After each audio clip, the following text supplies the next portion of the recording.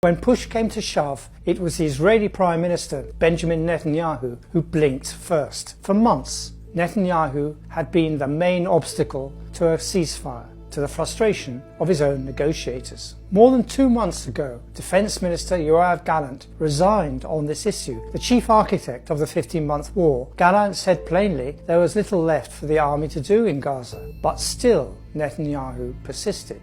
Last spring, he rejected a deal signed by Hamas in the presence of CIA Director William Burns in favour of an offensive on Rafah. In the autumn, Netanyahu turned for salvation to the General's Plan, aiming to empty northern Gaza in preparation for resettlement by Israeli settlers. The plan was to starve and bomb the population out of northern Gaza by declaring that anyone who did not leave voluntarily would be considered a terrorist. It was so extreme and so contrary to the international rules of war, it was condemned even by a former defence minister, Moshe Ya'alon, as a war crime and ethnic cleansing. Key to this plan was a corridor forged by a military road and a string of outposts cutting through the centre of the Gaza Strip from the border to the sea. The Netzarim corridor would have effectively reduced the territory's landmass by almost 1/3 and become its new northern border. No Palestinian pushed out of northern Gaza would have been allowed to return.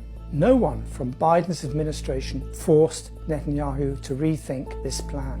Not the US President Joe Biden, himself an instinctive Zionist, who for all his words kept on supplying Israel with the means to commit genocide in Gaza, nor Antony Blinken, his Secretary of State, who earned the dubious distinction of being the least trusted diplomat in the region. Even as the final touches were being put on the ceasefire agreement, Blinken gave a departing news conference in which he blamed Hamas for rejecting previous offers.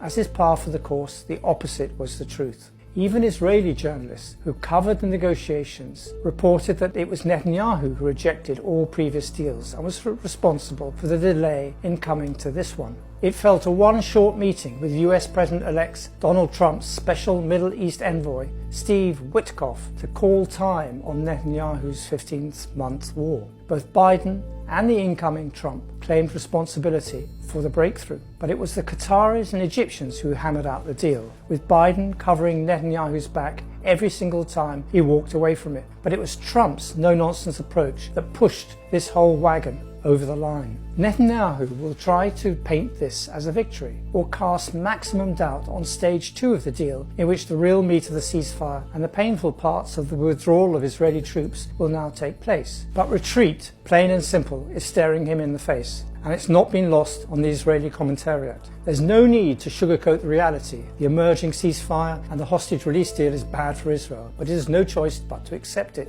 Yossi Yehoshua wrote on Ynet, "The ceasefire agreement is clear in stating that Israel will pull back both from the Philadelphia corridor and the Netzarim corridor by the end of the process, stipulations Netanyahu had previously rigorously rejected. Even without this, the agreement clearly notes that Palestinians can return to their homes, including northern Gaza. The attempt to clear it of its inhabitants has failed." This is the biggest single failure of Israel's ground invasion, and it's sinking into Israeli public opinion that the war is ending without any of Israel's major aims being achieved. Netanyahu and the Israeli army set out to collapse Hamas after the humiliation and shock of its surprise attack on southern Israel in October 2023. They demonstratively haven't achieved this goal. Take Beit Hanun in northern Gaza as a microcosm of the battle Hamas waged against invading forces. 15 months ago, it was the first city in Gaza to be occupied by Israel, who judged it to have the weakest Hamas battalion.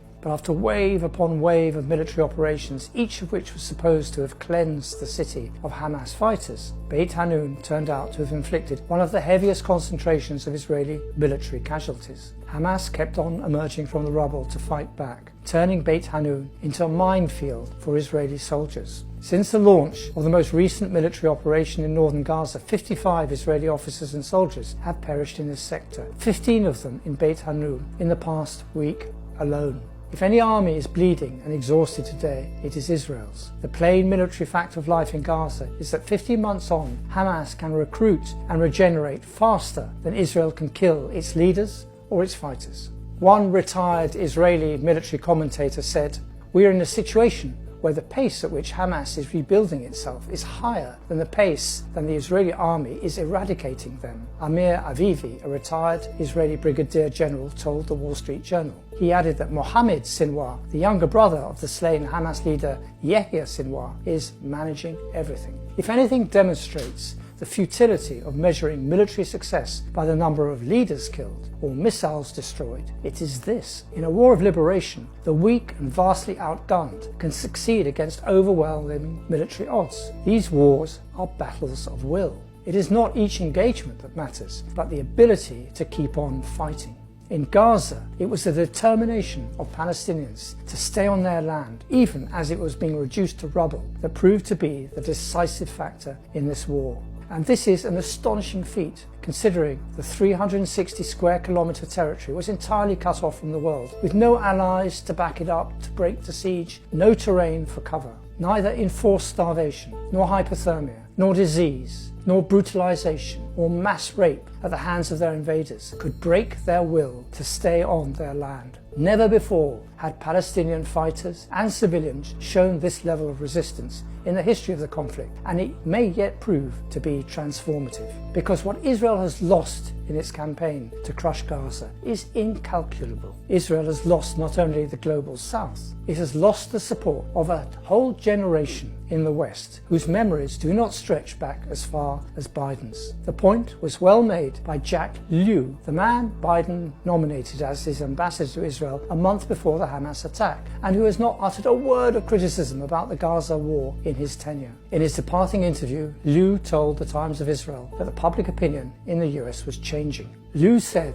that the memory of Americans of this generation no longer went back to the founding of the state, or the wars, or the intifadas. It starts with this war, and you can't ignore the impact of this war on future policymakers, Lew said. Gaza has become the prison through which a new generation of future world leaders sees the Israel-Palestine conflict. Lew's parting shot is amply documented. More than 1/3 of American Jewish teenagers sympathize with Hamas. 42% believe Israel is committing genocide in Gaza, and 66% sympathize with the Palestinian people as a whole. This is a major strategic loss for a country that on the 6th of October 2023 thought it had closed down the issue of Palestine and had the world in its pocket. But the damage goes deeper than this. The anti-war protests, condemned by Western governments first as anti-Semitism and then legislated against as terrorism, have created a global front for the liberation of Palestine. The movement to boycott Israel is stronger than ever before.